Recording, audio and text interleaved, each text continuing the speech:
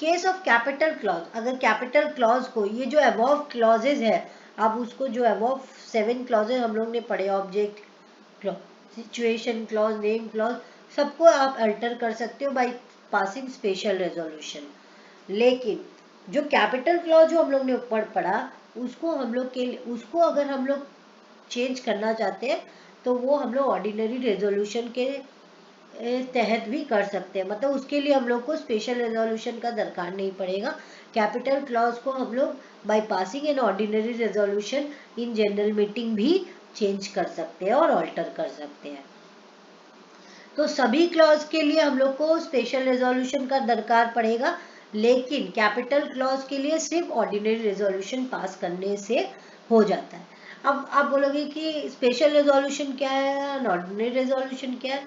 Special resolution मतलब 75% of the people are in majority, मतलब 75 people are in favour, मतलब उनका हाँ होना चाहिए। मोर देन 75% पीपल जो मेंबर वोट कर रहे हैं उनका हाँ होना चाहिए। तो 75% of the people are in majority means yes, say yes, और इन फेवर, फेवर में होना चाहिए। और ऑर्डिनरी रेजोल्यूशन एक by passing simple resolution, by simple resolution हम लोग पास करके, मतलब सिंपल मेजॉरिटी होना चाहिए, दैट इज मोर देन 50% का क्राइटेरिया फुलफिल करने से ही ऑर्डिनरी रेजोल्यूशन पास हो जाता है। Simple majority that is people are in favour is more than people are in against, मतलब क्या है कि जो फेवर में हो वो अगेंस्ट के ज्यादा होना चाहिए। सपोज आप फॉर एग्जाम्पल आपके फेवर में 60% है और अगेंस्ट 40% है, तो फेवर ऑर्डिनरी रेजोल्यूशन पास हो जाता है। लेकिन स्पेशल रेजोल्यूशन में स्ट्रिक्ट कंडीशन है कि आपका 75% मेजॉरिटी ही होना चाहिए। आपने एक रेजोल्यूशन पास करके आपने अपना क्लॉजेस को अल्टर कर लिया, लेकिन ये तो अल्टरेशन करने से आपका काम नहीं होगा ना, आपको तो इसको आरओसी में जमा भी करना पड़ेगा कि मैंने ये अल्टरेशन किया है हमारे कंपनी ने, तो उसका डॉक्यूमेंट्स हमको फाइल करना पड़ेगा आरओसी में within 30 days from the date of alteration. तो हमको जमा करना पड़ेगा, किसको, कंपनी को जमा करना पड़ेगा। जब वो ऑल्टर करेगी तो उसको आरओसी को बताना भी पड़ेगा कि हमने ये डॉक्यूमेंट्स को ऑल्टर किया है, ये क्लॉजेस को ऑल्टर किया है बाय पासिंग स्पेशल रेजोल्यूशन और by passing any resolution, special और ऑर्डिनरी जो भी रेजोल्यूशन आपने पास किया है आपको आरओसी को बताना पड़ेगा। कब तक, क्या टाइम लिमिट है बताने का, आपको बताना पड़ेगा विद इन 30 डेज। किस एमजीटी फाइल, एमजीटी 14 फाइल करके by from the date of passing resolution. तो आपको रजिस्ट्रेशन जो आपने किया है आप वो आपको आरओसी में रजिस्टर करवाना पड़ेगा with in 30 days in form number MGT 14 from the date of passing resolution. अगर कंपनी ऐसा नहीं करती है या कंपनी डिफॉल्ट हो जाती है या every officer who is in default पे पेनल्टी लग सकती है। तो क्या पेनल्टी लग सकती है, अगर आपने सपोज MOA को अल्टर किया और उसको आपने अपने आपने स्पेशल रेजोल्यूशन किया और बोला कि MOA में ऑल्टर करना हमको, लेकिन आपने बिना अल्टरेशन किए कॉपी को जमा करवा दी,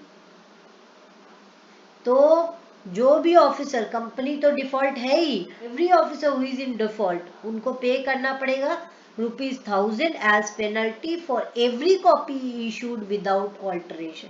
मतलब आपने जो भी ऑल्टरेशन विदाउट ऑल्टरेशन कर किए बिना कॉपी दे दी किसी को भी, एनी मेंबर को भी दे दी या आरओसी में दे दिया, तो आप पे पेनल्टी लग सकती है, आपकी कंपनी पे पेनल्टी लग सकती है ₹1000 फॉर एवरी कॉपी, हर एक कॉपी पे 1000 रुपया करके पेनल्टी लग सकती है। वही बोल रहा है कि every alteration made in OA of the company shall be noted, उसको नोट करना पड़ेगा in every copy of MOA। जो आप किसी को दे रहे हो आपको ये ध्यान में रखना करेगा कि एवरी कॉपी में आपने वो चेंज कर दिया, ऑल्टरेशन कर दिया।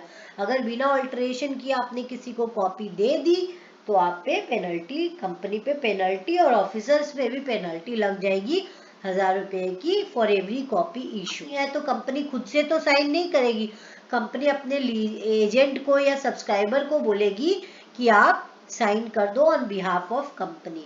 तो it is to be noted that company being a legal person, company एक लीगल पर्सन है अनडाउटेडली बोल सकते हैं, लेकिन कंपनी तो साइन नहीं करेगी, कंपनी किसी को सब्सक्राइबर को बोलेगी कि ऑन बिहाफ ऑफ कंपनी आप साइन कीजिए इसको वैलिड डॉक्यूमेंट बनाने के लिए। It is to be noted that company being a legal person can through its agent or subscriber subscribe to the memorandum, agent के थ्रू बोलेगी कि आप साइन कीजिए on behalf of company.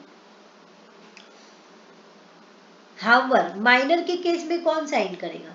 Minor के केस में माइनर के पास पावर नहीं है कि वो साइन करे एमओए के पास, एमओए के ऊपर, because he is a minor, और उसका गार्जियन भी नहीं साइन कर सकता ऑन बिहाफ ऑफ माइनर।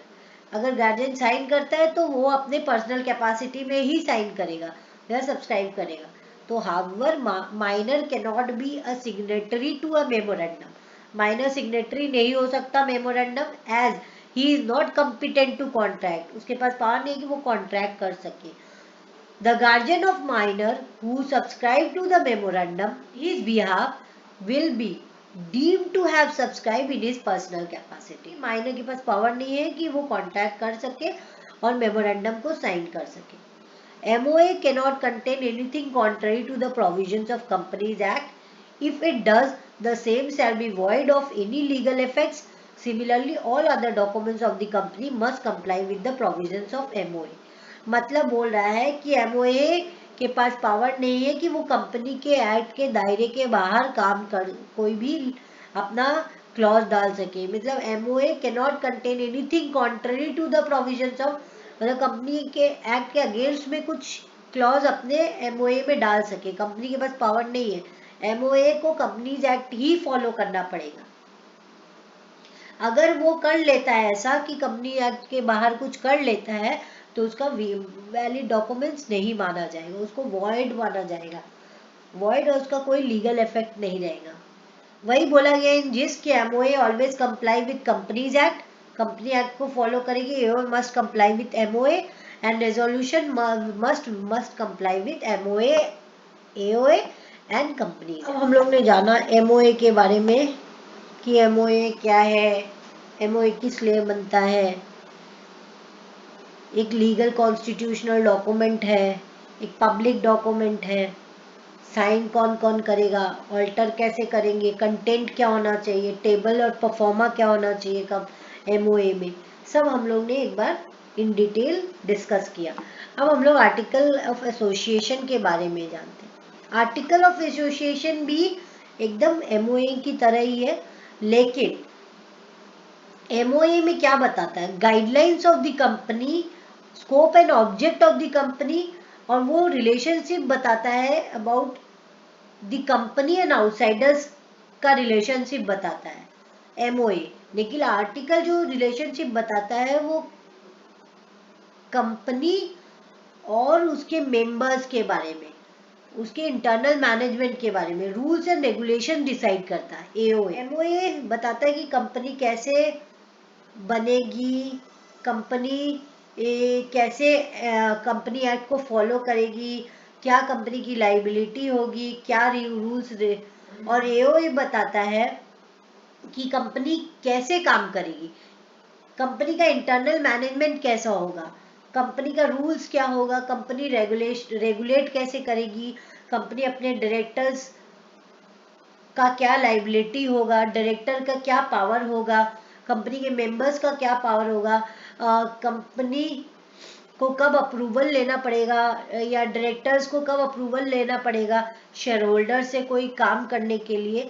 तो सारे rules and regulation for its internal management, internal management का रूल्स एंड रेगुलेशंस को डिसाइड कौन करता है, AOA, articles of association. So it is the bylaws of the company according to which director and other officer required to perform their function as regard the management of the company, its account and audit। बोलने का मतलब यही है कि एक bylaw है company का, एक कॉन्स्टिट्यूशनल डॉक्यूमेंट है, एक लीगल डॉक्यूमेंट है वेरी इंपॉर्टेंट डॉक्यूमेंट है जो कि कंपनी के रूल्स एंड रेगुलेशंस को डिसाइड करता है, कैसे इंटरनल मैनेजमेंट परफॉर्म करेगी अपनी ड्यूटीज़ को, अपनी फंक्शन कैसे परफॉर्म करेंगी, वो डिसाइड करता है AOA. So according to which director and other officers, not only the director, the other officer, the other employees, also how they perform their duties, what are the guidelines of the company, what are the rules under which they have to perform, without what are the regulations are there, so the company has to follow, the member of the company has to follow how the accounts is to be maintained, how the audit is to be done. All the rules and regulations are decided or mentioned in AOA. अब definition बोल रहा है, definition under section 2(5) मतलब section 2 clause 5 में बोलता है AO as originally framed or as altered from time to time or applied in pursuance of any previous, वही बात है कि अगर AOA as it is है, at the time of formation बना है या वो ऑल्टर हुआ है फ्रॉम टाइम टू टाइम, इससे मतलब नहीं है. बस ये मतलब होना चाहिए कि एओ कंप्लाई करना चाहिए कंपनी लॉ को और कंपनीज एक्ट को. मतलब कोई भी कंपनी लॉ वो फॉलो करे या 2013 1956, इससे मतलब नहीं है. बस ये मतलब है कि एओए कंपनी लॉ को फॉलो करना चाहिए. Articles shall also contain such matter as are prescribed under the rules. How the company may also include such additional matters in its article as may be considered for necessary for its मतलब ये बोल रहा है कि article कुछ भी matter contain कर सकती है, डाल सकती है, लेकिन वो मैनेजमेंट के हित में होना चाहिए. Additional matter in its article as may be considered necessary for its management. हम लोग clauses डाल सकते हैं subject to the condition that कि वो MOA के बाहर ना हो, MOA के गाइडलाइंस के बाहर ना हो या एक्ट के गाइडलाइंस के बाहर ना हो. बस आप उसमें आर्टिकल में कोई भी क्लॉज डाल सकते हो, लेकिन उसको आप दायरे में रह के, MOA के दायरे में रह के या एक्ट के दायरे में रह के ही डाल सकते हो. It is important to note that the auditor should study them, and while doing so he should note the provision therein in respect of relevant matters. Auditor के लिए भी बहुत इम्पॉर्टेंट है कि अगर वो अपना ड्यूटीज़ परफॉर्म कर रहा है तो उसके लिए भी बहुत इम्पॉर्टेंट है कि कंपनी का क्लॉजेस को, कंपनी के MOA को, कंपनी के आर्टिकल्स को, इंटरनल गाइडलाइंस को प्रॉपरली स्टडी करे, फिर ही अपना काम करे, तो वो प्रॉपर अच्छे से अपनी ड्यूटीज को परफॉर्म कर पाएंगे. एओ का क्या पर्पस है? Purpose of AO, article of association बनाने का पर्पस क्या है कंपनी का? आर्टिकल ऑफ एसोसिएशन पावर देता है ऑफिसर्स को, वो डिफाइन करता है ऑफिसर्स का क्या पावर है, डायरेक्टर्स का क्या पावर है, किस तरह का कॉन्ट्रैक्ट कंपनी कर सकती है, मेंबर्स के साथ क्या ऑब्लिगेशन, बाइंडिंग रिलेशनशिप एग्जिस्ट करता है between the company and members, क्या ऑब्लिगेशन है मेंबर्स एंड मेंबर्स के बीच में. तो AO is a kind of documents, एक बिजनेस डॉक्यूमेंट है जो कंपनी और मेंबर्स को का ऑब्लिगेशंस, उनके रूल्स, उनके रेगुलेशन क्या उनको फॉलो करना है वो डिफाइन करती है. तो it's govern and define the relationship between the company and director, member and member, company and company. कहने का मतलब ये है कि एओ में ये डिफाइन किया जाता है कि कंपनी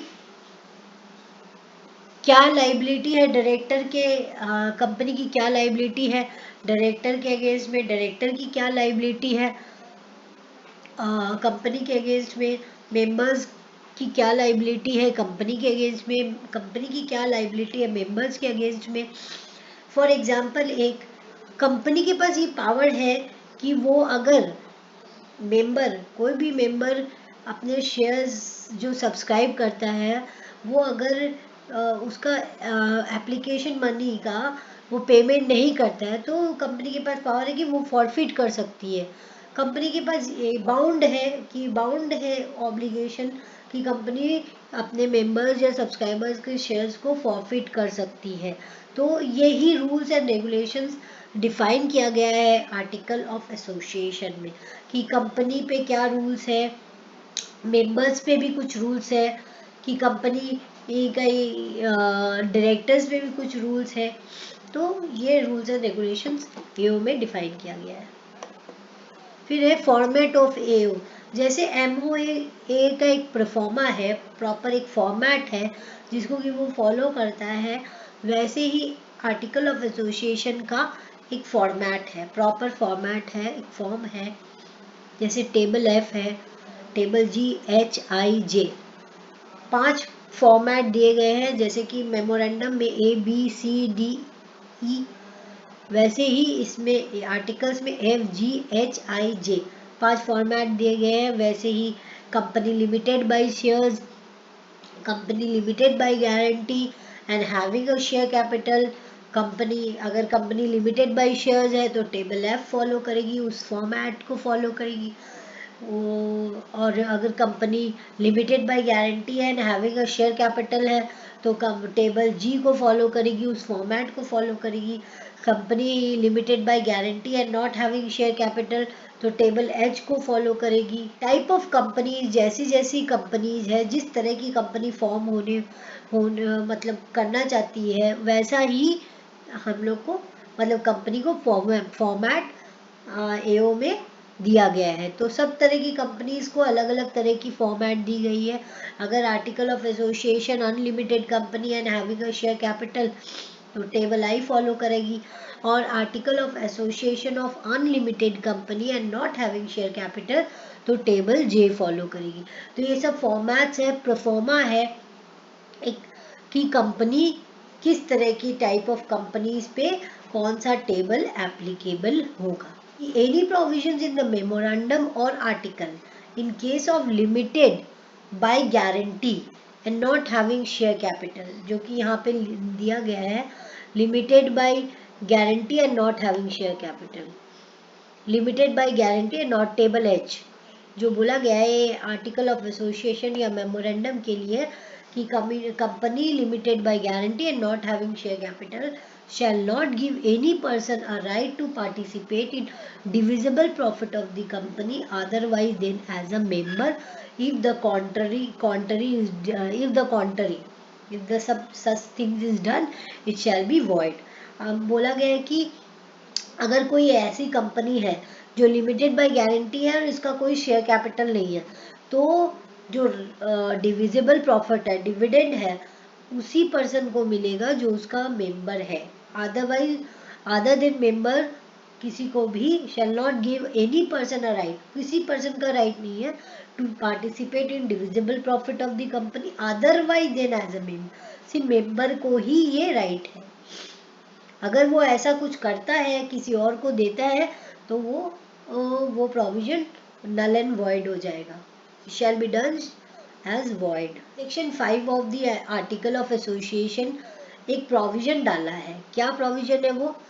सेक्शन 5 में सारे आर्टिकल्स के बारे में, सेक्शन 4 जैसे मेमोरेंडम के बारे में बताता है, सेक्शन 5 आर्टिकल्स के बारे में बताता है। सारे प्रोविजन हम लोग ने ऊपर पढ़े क्या क्या प्रोविजन थे। और फिर एक प्रोविजन और डाला हुआ है उसमें, एंट्रेंचमेंट प्रोविजन। ये बहुत स्ट्रिक्टर प्रोविजन है, बहुत स्ट्रिक्ट प्रोविजन है, और ये इसीलिए डाला जाता है कि माइनॉरिटीज जो होते हैं, माइनॉरिटी शेयर होल्डर्स, उनके साथ अन्याय ना हो, इसीलिए ये प्रोविजन डाला जाता है, या किसी के साथ भी अन्याय नहीं हो। कंपनी किसी को भी, जो मेजॉरिटी शेयर होल्डर्स है, वो माइनॉरिटी को किसी भी एंगल से मतलब उनके साथ अनजस्टिस ना करे, इसीलिए ये प्रोविजन डाला जाता है। जैसे कि कोई भी ऐसा कोई स्ट्रिक्ट प्रोविजन डाला जाता है जो कि कंपनी के हित में हो, और जो शेयर होल्डर्स है, जो वोटिंग पावर जिनको दी गई है, वो उसका मिस यूटिलाइज ना कर सके। तो एंट्रेंचमेंट प्रोविजन का मतलब यही है, बहुत स्टिकर और बहुत बहुत मतलब इम्पॉर्टेंट प्रोविजन है जो कि कंपनी डाल सकती है in order to protect something.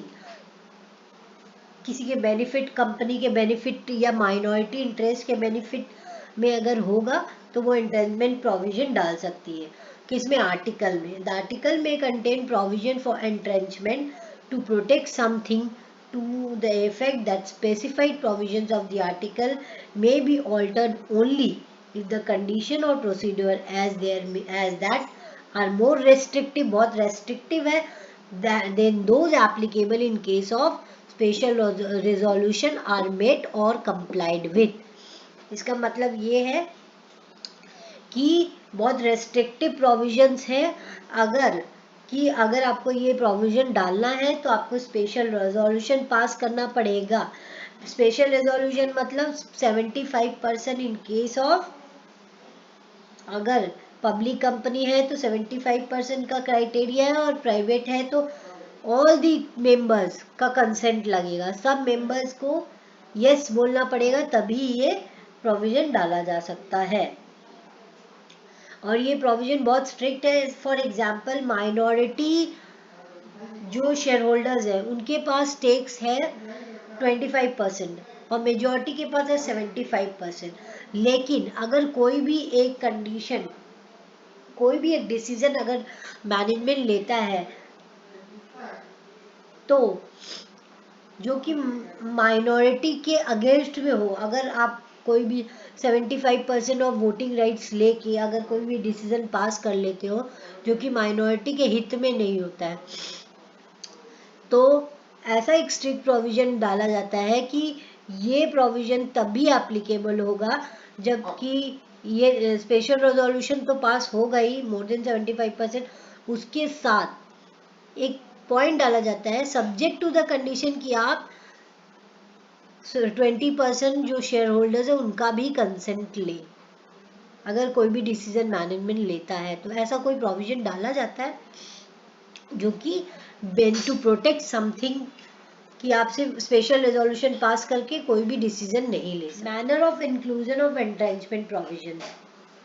Entrenchment provisions, the provision for entrenchment shall only be made either on the formation of the company or by amendment in the articles agreed to by all the members of the company in case of private company and special resolution in case of public company। Entrenchment provision में यही बोला गया है कि आप या तो आप ये प्रोविजन डाल सकते हो at the time of formation of the company or any time after that also by passing amendment or by altering the AOA। Alteration provisions में भी आप डाल सकते हो या at the time of formation of the company में भी कर सकते हो, at the time of incorporation. लेकिन सब्जेक्ट टू द प्रोविजन, आपको अगर पब्लिक कंपनी है तो स्पेशल रेजोल्यूशन पास करना पड़ेगा और प्राइवेट कंपनी है तो सभी मेंबर्स का कंसेंट लेना पड़ेगा। सभी मेंबर्स अगर एग्रीड होते हैं तभी एंट्रेंचमेंट प्रोविजन डाला जाता है in case of private company, और पब्लिक कंपनी में special resolution means more than 75% हाँ बोलना चाहिए, is in the favour of the notice to the registrar. अब आप एंट्रेंचमेंट प्रोविजन डाल दिए लेकिन आपने रजिस्ट्रार को नहीं बताया तो आपका एंट्रेंचमेंट प्रोविजन अप्लाई नहीं होगा, तो आपको रजिस्ट्रार को भी बताना पड़ेगा। Where the article contain provision for entrenchment whether made on the formation or by amendment, the company shall give notice to the registrar of such provision।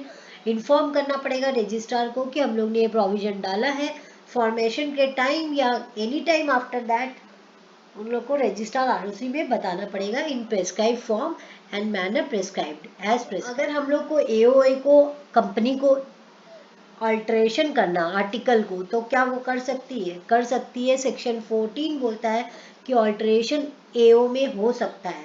कैसे हो सकता है? या तो बेसिक पॉइंट्स डिस्कस किए गए हैं, बेसिक पॉइंट्स ऑफ अल्ट्रेशन, या कंपनी अगर कन्वर्ट हो रही है फ्रॉम प्राइवेट टू पब्लिक या पब्लिक से प्राइवेट, तभी भी अल्ट्रेशन हो सकता है एओ में, आर्टिकल्स ऑफ एसोसिएशन में। तो कैसे करेंगे हम लोग अल्ट्रेशन, वो हम लोग देखते हैं, डिस्कस करते हैं क्या प्रोसीजर है। Alteration subject to the provision, alteration हम लोग कर सकता है, कंपनी कर सकता है। रूल बोलता है कि ऑल्ट्रेशन एओ में हो सकता है आर्टिकल ऑफ एसोसिएशन में कंपनी के एओ का अल्टरेशन हो सकता है, लेकिन subject to the provisions of companies act and memorandums. Memorandum के बाहर आप कोई अल्टरेशन नहीं कर सकते, या एक्ट के बाहर, कंपनी एक्ट के बाहर कुछ भी अल्टरेशन नहीं कर सकते। जो भी आपको अल्टरेशन करना है कंपनी एक्ट को फॉलो करके और मेमोरेंडम को फॉलो करके ही कर सकते हो। और कैसे करोगे? By passing special resolution 75% majority से यस, तब आप अल्टरेशन कर सकते हो। इंक्लूड्स प्राइवेट और पब्लिक और वाइस वर्सा। आप कन्वर्जन कर सकते हो प्राइवेट से पब्लिक, पब्लिक से प्राइवेट। ऑल्ट्रेशन भी अगर आप पब्लिक से प्राइवेट कन्वर्ट कर रहे हो या प्राइवेट से पब्लिक कन्वर्ट कर रहे हो, ये भी पॉइंट आपको इंक्लूड करना पड़ेगा। अगर करना है तो आप इंक्लूड कर सकते हो। तो ये आप कैसे करोगे? Conversion of private to public and vice versa, मतलब प्राइवेट से पब्लिक और पब्लिक से, अगर आप प्राइवेट कंपनी को ऑल्टर कर रहे हो, प्राइवेट कंपनी का एओ को ऑल्टर कर रहे हो such that it has no longer to private company, मतलब प्राइवेट कंपनी को ऐसे ऑल्टरेशन आर्टिकल डाल रहे हो कि वो अभी अब प्राइवेट कंपनी नहीं है, तो company shall as from the date of such alteration cease to be। जैसे आप प्राइवेट कंपनी को पब्लिक लिमिटेड में कन्वर्ट कर रहे हो और उसका प्रोविजन आप डाल रहे हो आर्टिकल में कि अब private company with effects from अब no more a private company, तो जिस दिन आपने ये क्लॉज डाला, जिस दिन ऑल्टर किया, उस दिन से company ceases to exist to become a private company और वो पब्लिक लिमिटेड हो जाएगी। लेकिन ऐसे ही पब्लिक सिर्फ क्लॉज डालने से नहीं होगा, आपको उसका कन्वर्जन फाइल करना, एक एप्लीकेशन फाइल करना पड़ेगा सेंट्रल गवर्नमेंट को। इनफॉर्म सीजी को एक फॉर्म एप्लीकेशन फाइल करना पड़ेगा फॉर कन्वर्जन दैट हमारी कंपनी प्राइवेट से पब्लिक में जा रही है। तो हम लोग ये फॉर्म INC 27 फाइल कर रहे हैं आपको विथ फीस। और वो जो कॉपी है एप्लीकेशन का कॉपी, वो सेंट्रल गवर्नमेंट का सीजी का, उसका कॉपी अलॉन्ग विथ ऑल्टर्ड एओ और अल्टर्ड आर्टिकल ऑफ एसोसिएशन, वो भी हम लोग को आरओसी में जमा करना पड़ेगा with in 15 days in form number INC 27 along with fees. वही बोला गया है कि अगर आप एओ को अल्टर करना चाहते हो, पब्लिक लिमिटेड से प्राइवेट से पब्लिक में कन्वर्ट करना चाहते हो तो आप कर सकते हो, लेकिन आपको INC 27 फाइल करना पड़ेगा। आरओसी में भी सेंट्रल गवर्नमेंट का एप्लीकेशन लेना पड़ेगा, अप्रूवल लेना पड़ेगा, सीजी का अप्रूवल लेके उसका कॉपी और ऑल्टर्ड आर्टिकल का कॉपी आरओसी में जमा करना पड़ेगा with in 15 days in form INC 27 with fees. Filing with ROC, अब आपने ये फाइल कर दी alteration, every alteration of AO and copy of order of tribunal approving, जो अप्रूव करेगा उसको फाइल करना पड़ेगा विद इन 15 डेज, जो कि अपने ऊपर में बोले थे कि विद इन 15 डेज हम लोग को फाइल करना पड़ेगा। तो मतलब क्या है केस, अगर कंपनी कन्वर्ट होती है प्राइवेट से पब्लिक में तो उसका नेचर कुछ चेंज नहीं होता, उसकी आइडेंटिटी, उसका नेचर सिर्फ नेचर चेंज होता है, जैसे कि प्राइवेट लिमिटेड से पब्लिक लिमिटेड हो गई है, लेकिन उसके आइडेंटिटी एज इट इज रहती है, उसकी लाइबिलिटी ऑब्लिगेशन सब एज इट इज रहते हैं, उसमें कोई चेंजेस नहीं है। अगर पब्लिक लिमिटेड, अगर ये तो प्राइवेट से पब्लिक हुआ, अगर पब्लिक लिमिटेड कंपनी प्राइवेट में कैसे कन्वर्ट होगी, उनको भी SR पास करना पड़ेगा, स्पेशल रेजोल्यूशन, और उनको ये भी देखना पड़ेगा कि ये जो हम लोग कन्वर्ट कर रहे हैं वो कंपनी के इंटरेस्ट में है कि नहीं। अगर कन्वर्जन कंपनी के इंटरेस्ट में होगा, पब्लिक कंपनी को हम लोग, प्राइवेट को तो हम लोग इजीली पब्लिक में कन्वर्ट कर सकते हैं, लेकिन पब्लिक को हम लोग को कन्वर्ट करने के लिए प्राइवेट में ये देखना पड़ेगा कि कंपनी के इंटरेस्ट में है कि नहीं एज अ होल, और वो with in the object of MOA का है, ऑब्जेक्ट ऑफ द MOA में है कि नहीं कि हम लोग कन्वर्ट कर सकते हैं। It is with in the object of MOA कि हम लोग पब्लिक को कन्वर्ट कर सकते हैं प्राइवेट कंपनी। बोला alteration of MOA and AOA in case of registered company.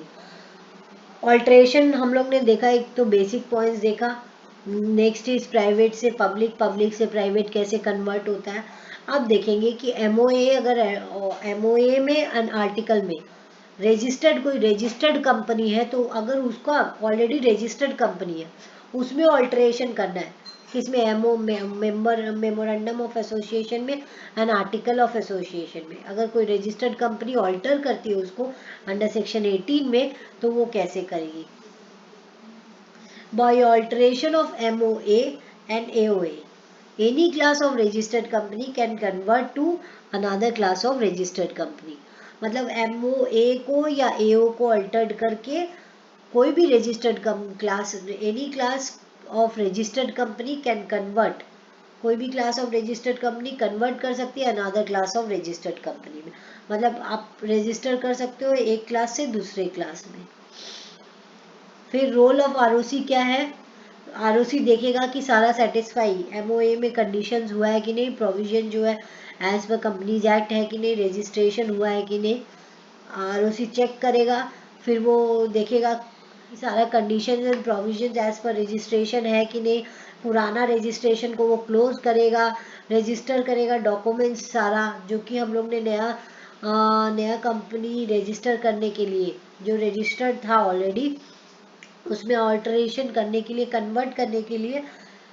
Suppose एक क्लास ऑफ कंपनी चेंज हुआ जो कि ऑलरेडी रजिस्टर्ड कंपनी था फ्रॉम वन क्लास, एक क्लास से दूसरे क्लास में, तो आरओसी का क्या सारा कंडीशन चेक करेगा, फिर फॉर्मल रजिस्ट्रेशन को वो क्लोज करेगा आरओसी, फिर नया registration fresh certificate of incorporation देगा कंपनी को कि आपकी रजिस्टर्ड कंपनी जो थी आपने सारी सेटिस्फाई कर दिया प्रोविजंस, हम लोग ये पहले वाला रजिस्ट्रेशन आपका क्लोज कर रहे हैं, आपने सब डॉक्यूमेंट सबमिट कर दिया एज पर जो रिक्वायर्ड था अंडर सेक्शन 18(1) के तहत, हम लोग आपको इशू कर रहे हैं फ्रेश सर्टिफिकेट ऑफ इनकॉर्पोरेशन. तब ROC fresh certificate of incorporation दे देगा कंपनी को. अगर वो कंपनी सेटिस्फाई कर देता सारा प्रोविजन रजिस्ट्रेशन, तो आरओसी क्लोज कर देगा, सारा चेक कर लेगा पहले तो, फिर क्लोज कर देगा पुराना रजिस्ट्रेशन को, सारा डॉक्यूमेंट्स को सबमिट करवा लेगा जो भी रिक्वायर्ड अंडर सेक्शन 18(1) और फिर फ्रेश कर देगा, fresh issue of certificate of incorporation as the company is registered for the first time. अब जब कंपनी रजिस्टर्ड हो गई है, पुरानी जो रजिस्टर्ड कंपनी थी वो नई क्लास में कन्वर्ट होके नया रजिस्ट्रेशन, लेकिन वो रजिस्टर्ड तो हो गई है, लेकिन उसका इफेक्ट क्या होगा? कंपनी जब कन्वर्ट हो गई है, रजिस्टर्ड कंपनी कन्वर्ट हो गई है, लेकिन उसका इफेक्ट क्या होता है? इफेक्ट क्या होता है कि आप कन्वर्ट तो कर लिए, लेकिन कंपनी का जो डेट है, लाइबिलिटी, ऑब्लिगेशन और कॉन्ट्रैक्ट है बिफोर कन्वर्जन, जो कन्वर्जन के पहले था वो एज इट इज रहेगा, उसमें कोई चेंज नहीं आ सकता.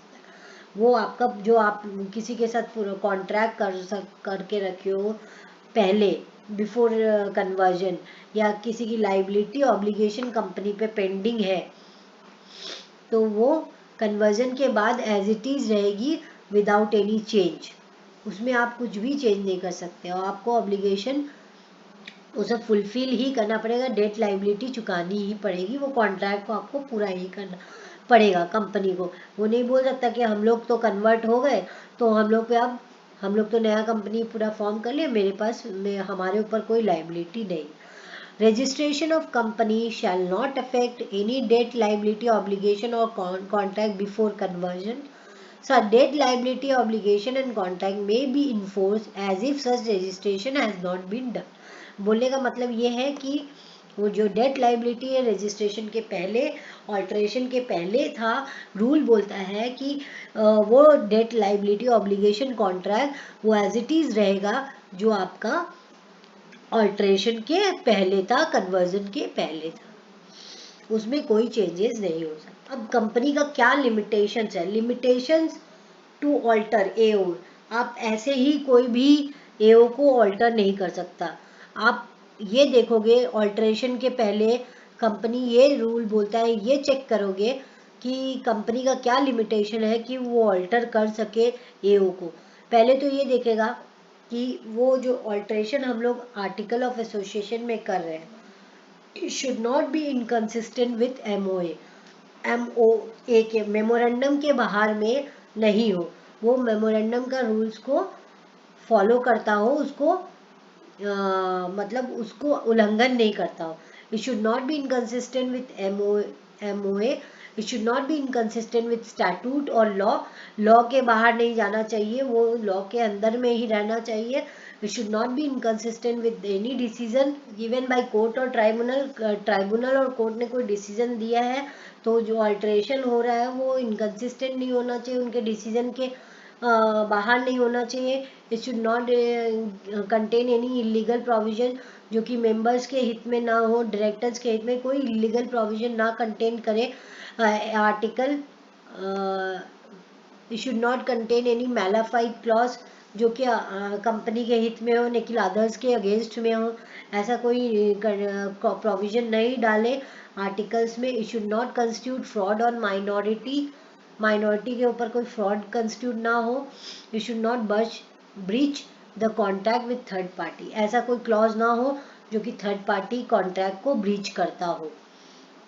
तो आर्टिकल में जो आप अल्टर करोगे वो देख के करोगे कि वो कोई कॉन्ट्रैक्ट को ब्रीच नहीं कर रहा हो, थर्ड पार्टी के कॉन्ट्रैक्ट को इफेक्ट ना कर रहा हो, फ्रॉड नहीं कर रहा हो माइनॉरिटी के साथ। It should not contain any mala fide clause जो कि कंपनी के हित में हो पर अदर्स के अगेंस्ट हो। It should not contain any inconsistent provision with जो कि एमओए के साथ इनकंसिस्टेंट हो, एमओए के अगेंस्ट कुछ काम कर रहा हो, जो एमओए में नहीं लिखा हो, गाइडलाइंस की लोगों को नहीं फॉलो कर रहा हो, जो लॉ को नहीं फॉलो कर रहा हो, जो डिसीजन ऑफ कोर्ट अगर कुछ ऐसा करता है तो वो लिमिटेशन के बाहर हो जाएगा। तो वो जो ऑल्टर करेगा एओ में आर्टिकल्स ऑफ एसोसिएशन में वो लिमिटेशन के अंदर में रह के ही कर साइनिंग का रूल्स क्या है, हु विल साइन, कौन साइन कर सकता है एमओए और एओ।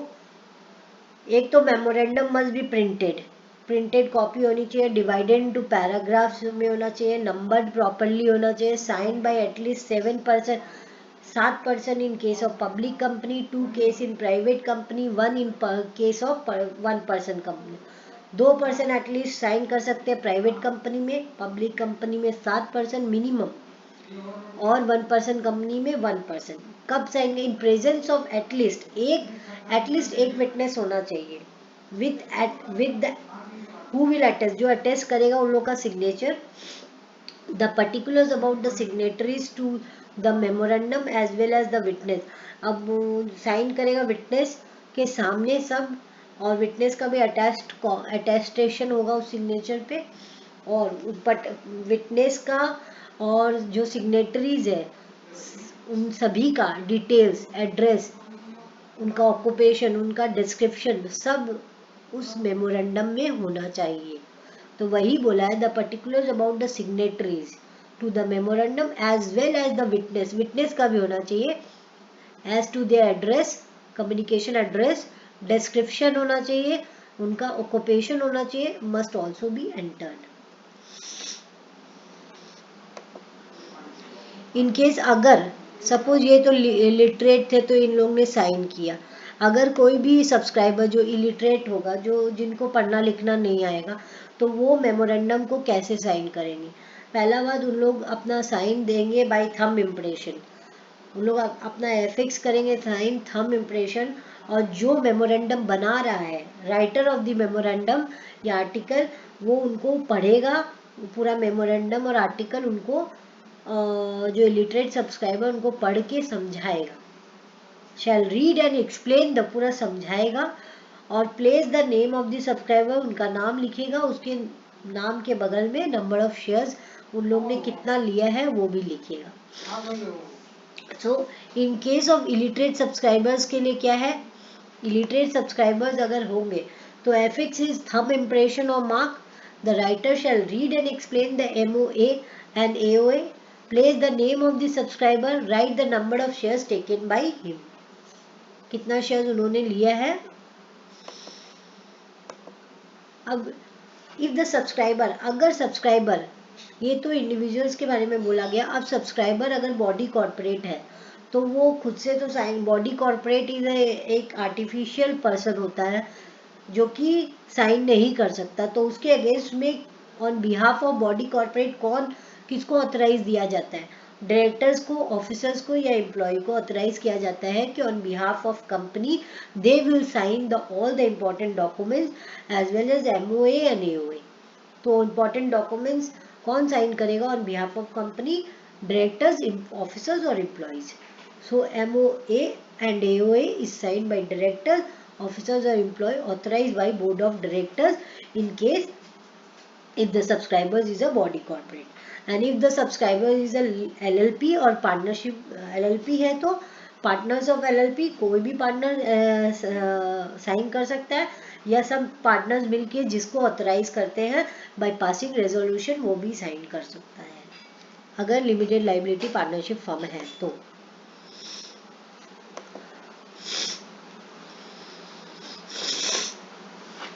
अब हम लोग ने डिस्कस किया सब मेमोरेंडम्स के बारे में, आर्टिकल्स के बारे में, कैसे हम लोग उसको अल्टर कर सकते हैं, क्या उनका फॉर्मेट रहता है, क्या कंटेंट रहता है, किस पर्पस के लिए बनाया जाता है, हम लोग ने सब जाना.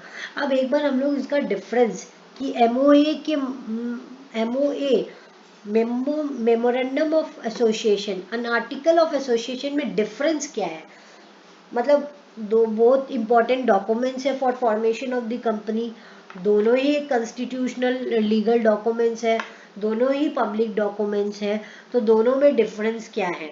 दोनों ही गवर्न करते हैं, दोनों ही रिलेशनशिप को एग्जिस्ट करते हैं between the members and company. तो दोनों में बेसिक डिफरेंस क्या है, सम ऑफ द पॉइंट्स. ऑब्जेक्टिव क्या होती है, MOA का ऑब्जेक्टिव डिफाइन करता है कि MOA का स्कोप, MOA डिफाइन करता है and the define and limit the objective of the MOA. क्या डिफाइन करता है, objective of the company.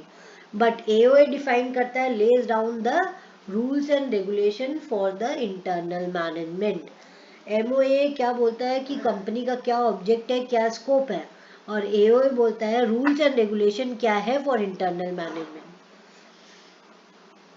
Registration कब होता है, MOA का रजिस्ट्रेशन ROC में होगा eight the time of incorporation, AO का भी तभी होगा. दोनों का साथ में, दोनों ही डॉक्यूमेंट्स इक्वली इंपॉर्टेंट है eight the time of incorporation. Type of information क्या होता है MOA में, MOA डिफाइन करता है पावर, क्या कंपनी का पावर है और क्या ऑब्जेक्टिव है, और AO डिफाइन करता है कंपनी का क्या रूल्स है. कंटेंट क्या होता है, MOA में 7 clauses are there which must contain important and mandatory clauses are there. 7 important mandatory clauses are there, जैसे कि object clause, name clause, succession clause, capital clause, ये सब क्लॉजेज हम लोग ने आगे पढ़े हैं, वो मेमोरेंडम में उसका कंटेंट रहता है. और article can be drafted according to the decision of the management, कि मैनेजमेंट क्या बोल रहा है उस हिसाब से आर्टिकल को ड्राफ्ट किया जाता है. ये सेक्शन मेमोरेंडम किस सेक्शन में डिफाइन किया जाता है, सेक्शन 2 क्लॉज 56 डिफाइन करता है MOA को. और AO को कौन डिफाइन करता है, AO को डिफाइन करता है सेक्शन 2 क्लॉज 5. MOA फॉलो करता है कंपनीज एक्ट को और आर्टिकल फॉलो करता है MOA को. मतलब MOA के दायरे में रहकर ही आर्टिकल काम करेगा, और MOA जो काम करेगा वो कंपनी एक्ट के अंदर में रहकर ही काम करेगा. डिफाइन करता है between the company and the outsider, third party के साथ क्या रिलेशनशिप है कंपनी का, कैसे वो कॉन्ट्रैक्ट करेगा कंपनी आउटसाइडर्स के साथ, उसका मतलब ये गवर्न करता है relationship between the company and outsider. लेकिन आर्टिकल ऑफ एसोसिएशन जो है वो गवर्न करता है relationship between the company and members, between the members and members, between the company and directors, relationship define करता है. अल्टरेशन MOA को जब अल्टर करते हैं तो under certain circumstances in the manner provided for in the act, in most cases permission of regional director और tribunal is. Memorandum को आप ऑल्टर कर सकते हो, लेकिन subject to the provisions of the act के हिसाब से ही कर सकते हो, उसके बाहर नहीं कर सकते. और इसमें रीजनल डायरेक्टर और ट्राइब्यूनल का परमिशन रिक्वायर्ड होता है अगर मेमोरेंडम को हम लोग चेंज करेंगे या ऑल्टर करेंगे तो. लेकिन अगर आर्टिकल ऑफ एसोसिएशन को अल्टर कर रहे हैं तो simply by passing special resolution कर सकते हैं। तो ये हो गया difference between the memorandum and article of association. भाई इफेक्ट क्या है, अगर आप रजिस्टर कर दिए एमओए को और एओ को अंडर सेक्शन तो उसका इफेक्ट क्या पड़ेगा। अब रजिस्ट्रेशन हो गया, अब उसका इफेक्ट क्या है, सेक्शन 10 बोलता है अब क्या हो गया, कंपनी का एक कॉन्ट्रैक्चुअल रिलेशनशिप बन गया है बिटवीन डिफरेंट पार्टीज कि अब एक इस एमओए और एओ के तहत एक रिलेशनशिप एग्जिस्ट हो गया है बिटवीन द डिफरेंट पार्टीज कि MOA and AO shall bind the company पे एक ऑब्लिगेशन हो गया, बाइंड कर देता कंपनी को and member thereof to the same extent as if each of them has sign the document so far as the condition contained therein are concerned. Debt from members to company. All monies payable by any member to the company under shall be debt due from him to the company. अगर कुछ भी उन्होंने subscribe किया है, जो भी money dates जो member से कंपनी अगर पाएगी अंडर मेमोरेंडम और आर्टिकल, तो वो कंपनी की मेंबर्स की वो लाइबिलिटी है कि वो कंपनी को पे करे।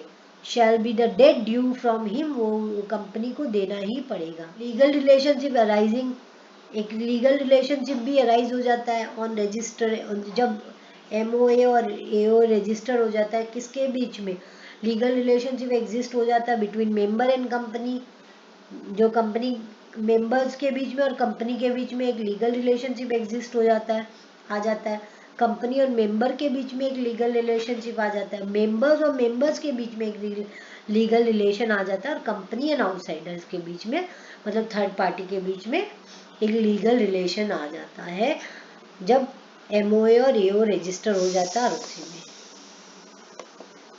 तो एक बाइंडिंग डॉक्यूमेंट्स हो जाता है, लीगल डॉक्यूमेंट्स हो जाता है जो कि सबको बाइंड कर देता है with in its limit.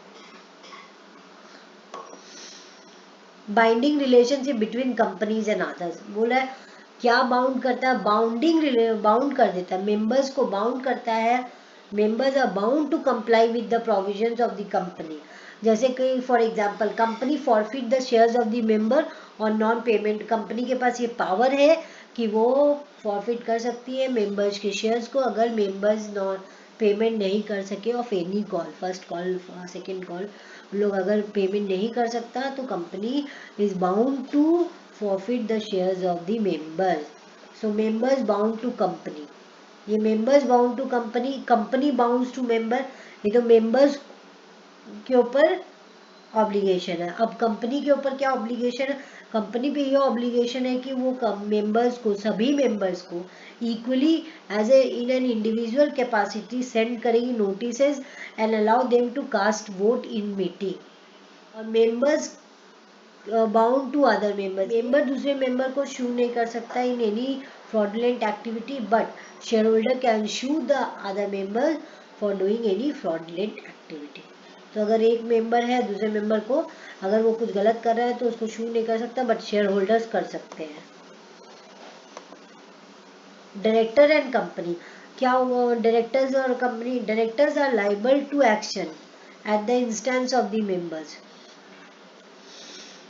Director derive their power from, article में पावर दिया गया है, बस डायरेक्टर के पास उतना ही पावर रहता है, वो उससे ज़्यादा यूज नहीं कर सकते। If they contravene any of the provision, अगर डायरेक्टर्स कंट्रावेन करता है any of the provisions of article, company and outsiders are affected, company भी इफेक्ट होगा, आउटसाइडर्स भी इफेक्ट होगा। Right of member to ask for, any member of the company has the power to ask the company for MOA and AOA। कौन बोलता है, ये section 17 बोलता है। सेक्शन 17 क्या बोलता है, मेंबर्स के पास राइट है कि वो कंपनी से मांग सकता है memorandum and article under section 17। So every member of the company demand copy of MOA and AOA from company, अगर कंपनी को देना पड़ेगा with in 7 days of request. अगर मेंबर्स ने रिक्वेस्ट किया है कंपनी को, तो कंपनी को विदिन 7 डेज में वो मेमोरेंडम का कॉपी और आर्टिकल का कॉपी मेंबर्स को देना पड़ेगा। नहीं तो अगर कंपनी नहीं देगा तो कंपनी और every officer who is in default shall pay 1000 for each defaulting days or 1 lakh whichever is less. Thanks for watching my video. If you like, please subscribe, share my channel. Thanking you.